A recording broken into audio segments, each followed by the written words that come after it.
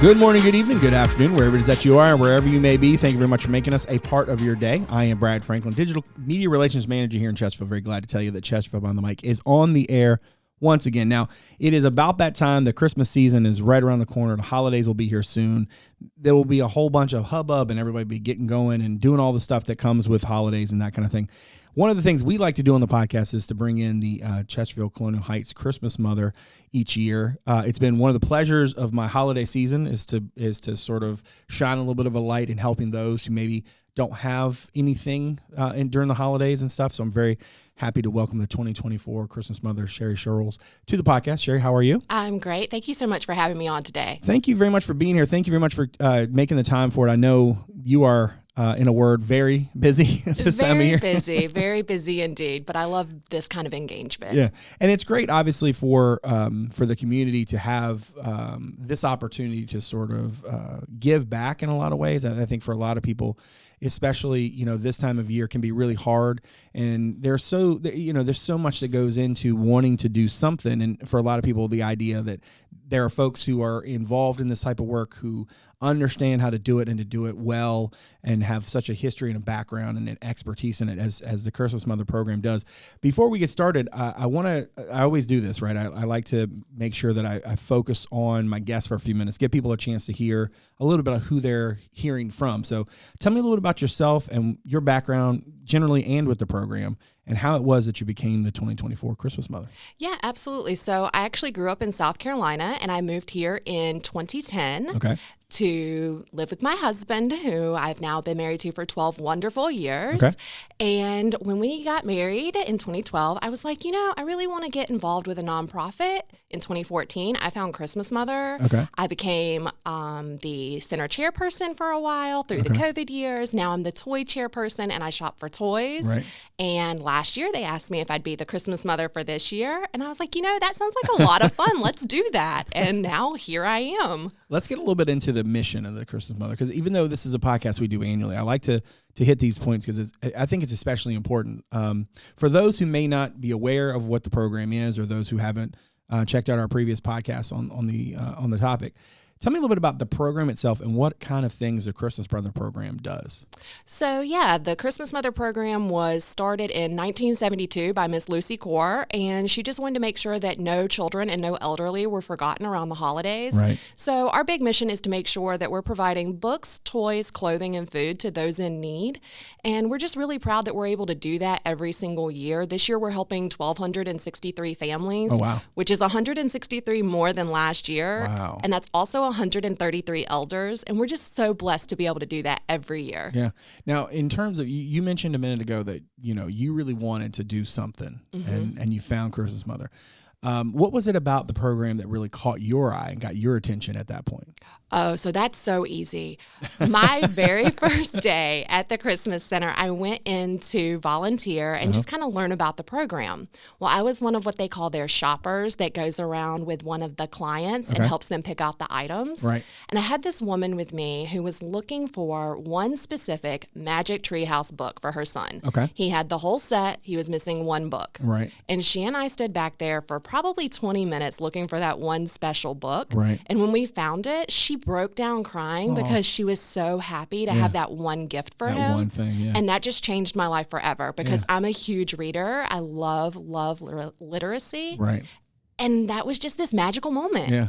And something that, for other people, that book might not be a big deal. For this specific kid, that was a big deal. And the opportunity to make that happen for him was huge for her. I can imagine you have lots of different stories through the years of these kinds of interactions with people where you have a moment that just really means a significant amount, not just to them, but then obviously to their loved one who they're shopping for, making plans for, and that kind of thing. Yeah, absolutely. We get so much community engagement. We have these gift trees around the county where we'll go and we put tags on trees.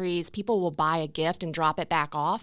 Every once in a while, I'll be picking up the gifts from a different location, and someone will approach me and tell me how they received help from Christmas Mother years ago, and now they're able to buy a gift instead of receive a gift. And I just think that's so beautiful, because you can receive help one day and give help another. And I just think there's something wonderful about that. Yeah.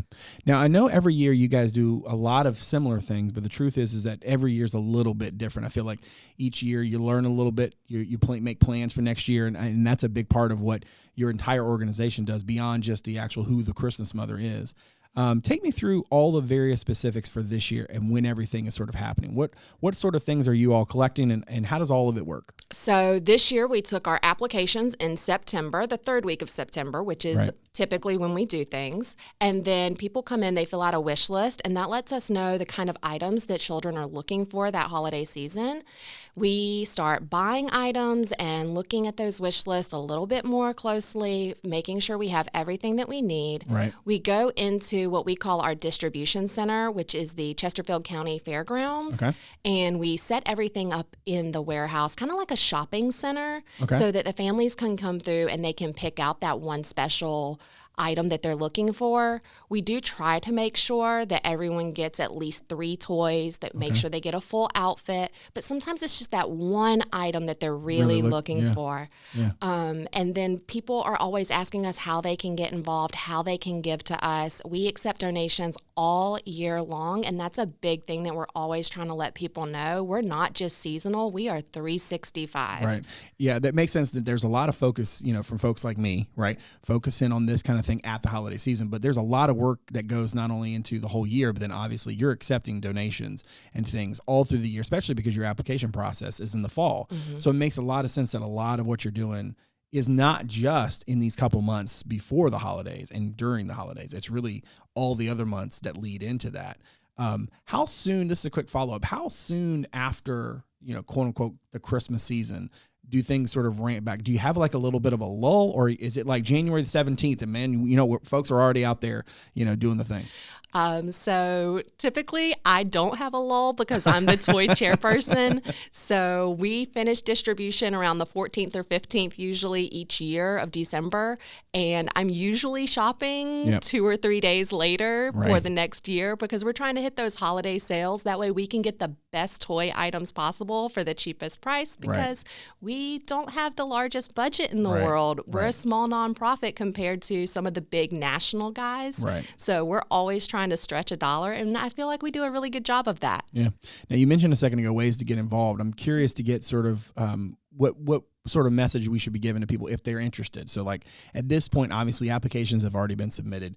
That piece is already finished. But in terms of folks who want to do something, what are some of the opportunities that folks might have to get involved heading into holidays? And maybe even tell me a little bit about family sponsorships and why those are so important. So our family sponsorships are very important because that allows us to not have to purchase for those particular children. Someone from the community does that, or a company can get together and they can buy all of the items. Right. Usually it's about 40% of our families are sponsored. This year, I'm happy to report we hit an all-time high, and we're at 605 families sponsored, That's which great. is amazing. That's awesome. That's really awesome. Those families that are not sponsored, like I said, they'll come in and shop for items. Right. And if other people want to get involved, they can't sponsor a whole family. They can shop our Amazon wish list. There's a link to that on our website, cchchristmasmother.com. We also have gift trees up around the entire county. They can go into any of those locations that are posted on Facebook and our website as well, buy an item and just drop it off at that location. We'll pick that up. People can also host a gift tree for us, a book drive, a coat drive, and we'll come and pick those items up. And monetary donations are always a amazing thing for us because we take those funds and we buy items, and those can be done online, or you can send a check to P.O. Box 2500 Chesterfield, Virginia 23832, and we check that daily. And if you're watching this on the YouTube channel, you probably have seen a graphic on the screen that included some of those details, as well as a phone number, which is 804-748-1183. Now, obviously, in terms of the sort of bigger picture, I don't think anybody gets involved in this kind of work and does the kind of stuff that you do without some sort of drive. What kind of drives you to be involved in something like the Christmas Mother program? What are some of your reasons why, so to speak? So when I was a young child, I received a lot of help from the community. I was at local food banks getting food. I had teachers who really helped me and invested in me. When I was a teenager, I had a lot of help as well. And so when I became an adult and I was able to do so, I really wanted to give back to the community, knowing that you can receive help one day, you can give help the next. And every drop of kindness can really change someone's life later on. Right. And I really think that there's something wonderful about being able to show that to the world, that just because you receive help doesn't mean you'll receive help forever. You can be the people changing the world later on. Yeah. And what does it feel like now to be on the other side of that coin and to be able to give back after folks, sort of helped you when you were younger? What's that feel like for you?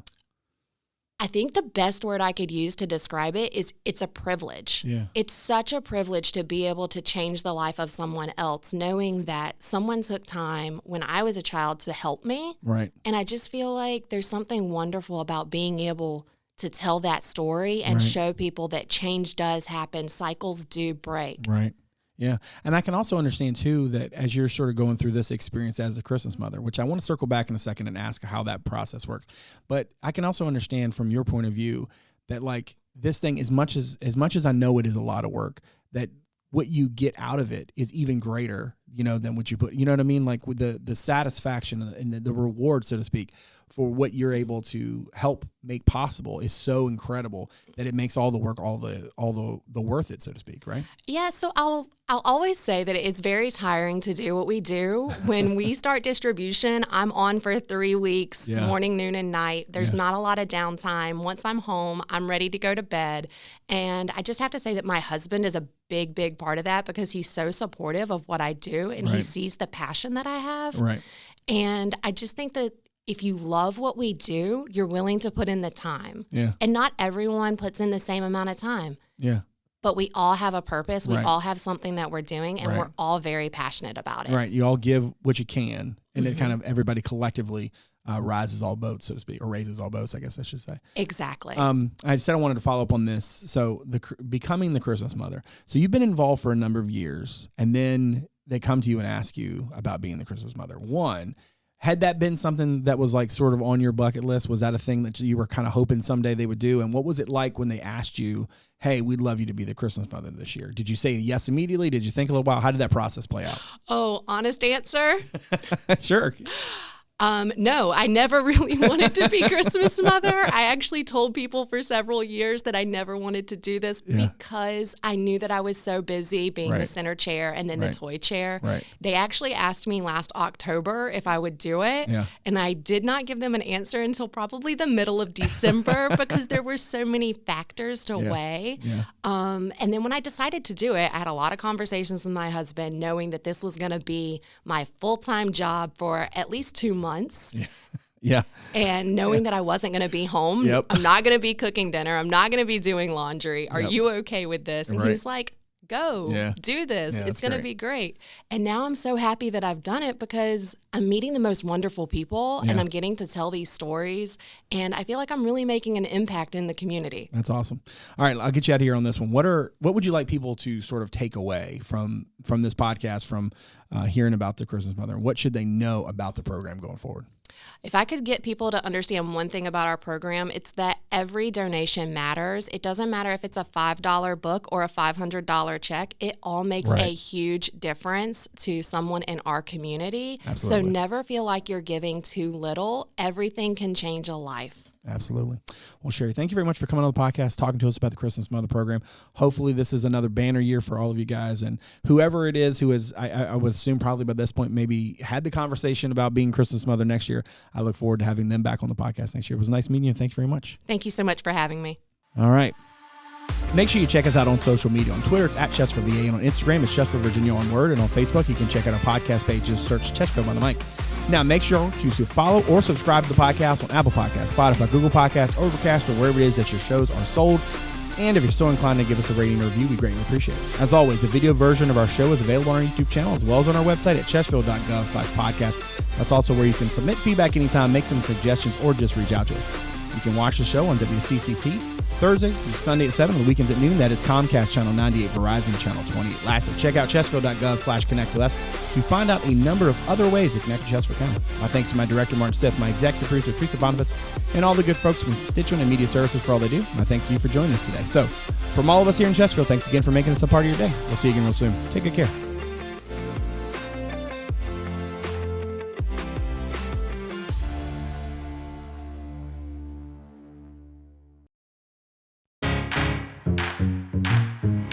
From blogs to podcasts. And I'm very glad to tell you that Chesterfield Behind the Mic is on the air once again. Newsletters to alerts. Social media, the latest community news. Welcome to the latest installment of This Week in Chesterfield. How to get in touch, and everything in between. If you want to know about Chesterfield County, our Connect With Us webpage has you covered. Chesterfield.gov/connect with us. Connect with us, your source for all things Chesterfield.